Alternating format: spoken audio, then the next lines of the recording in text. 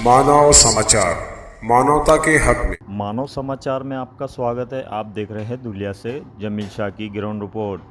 दादागिरी करने वाले खुकार गैंगस्टर नरेश गौली सहित उसके साथी ऋषभ सिरसाट को देवपुर पुलिस ने किया गिरफ्तार।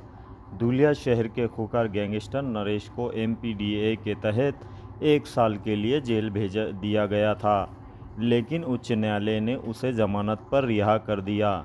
हालांकि कुछ दिन पहले किए गए अपराध के तहत आधार पर उसे कल देवपुर पुलिस ने दोबारा गिरफ्तार कर लिया। नरेश गौली के साथ देवपुर पुलिस ने उसके साथी ऋषभ सिरसाट नामक एक व्यक्ति को भी गिरफ्तार किया है, जो एक गुंडा है। 2 अन्य लोगों के साथ देवपुर थाना की टीम ने दत्त मंदिर चौक से गिरफ्तार कर लिया है।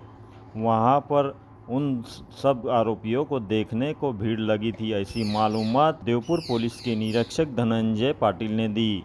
बाकी तफ्तीश शुरू है। नमस्कार, मी PI Dhananjay Patil, Deopur police station Dhule.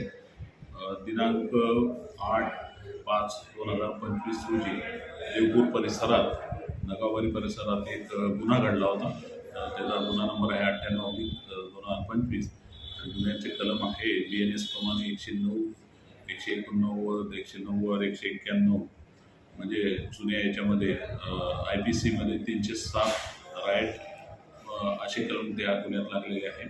या गुन्ह्याची थोडक्यात हकीकत अशी आहे की परिसरातील एक कुख्यात गुंड आहे नरेश कांतीलाल गवळी, याच्यावर नुकतंच पोलीस प्रशासनाने MPDA कारवाई केली होती। त्याच्यानंतरही त्याच्या वागण्यात काही सुधारणा झालेली नाही। त्याने आणि त्याच्या गँगने मिळून एक योगेश चव्हाण नामक इसमाला जबर प्राणघातक अशी मारहाण केली होती, त्यावरून हा गुन्हा दाखल झाला। त्याच्यानंतर गुन्हा दाखल झाल्याबरोबर याच्यातील आरोपी फरार झाले। आरोपी जवळपास 16 ते 17 दिवस फरार होते।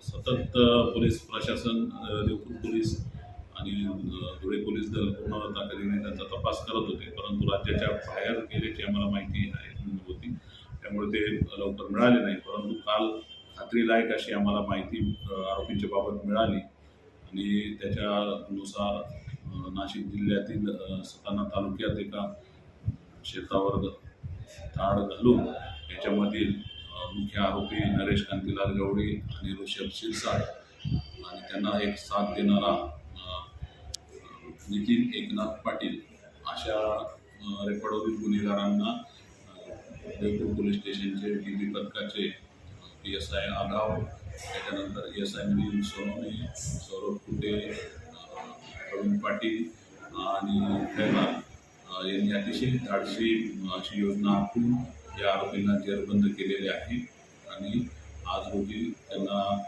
न्यायालयात हजर केले। न्यायालयात हजर केल्यानंतर त्यांचा जवळपास 5 दिवस पोलीस कस्टडी रिमांड मिळालेला आहे आणि आता नुकतंच आम्ही त्यांना त्यांच्या जिथे राहतात किंवा जिथे ते व्यवसाय करतात त्या ठिकाणी तपास करणे आम्ही दिले होते। तपास करून आता यामध्ये आम्ही पोलिसांना आलेलो आहोत। तर याच्यातून आम्ही हे सांगू इच्छितो की कोणीही गुन्हेगार काहीही असला तरी कायद्यापुढे कोणी मोठा नाही आणि त्याला कायद्याचा वचक राहावा या दृष्टीनेच पोलीस प्रशासन हे काम करत आलेलं आहे, काम करत राहणार आहे। जे गुन्हेगारी क्षेत्रातील असतील त्यांनी आता सतर्क होऊन जावे आणि अतिशय जबरदस्त अशी मोठी कारवाई याच्यावर आम्ही आता करण्याची योजलेली आहे आणि त्याप्रमाणे ही कारवाई प्रतिबंधक कारवाई होणार आहे।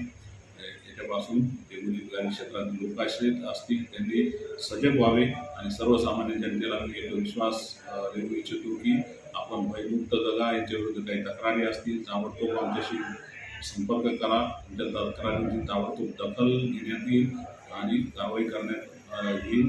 सर्वसामान्य कायदा पाळणाऱ्या जनतेच्या पाठीशी धुळे पोलीस दल आणि देवपूर पोलीस स्टेशन राहील याची ग्वाही देईल।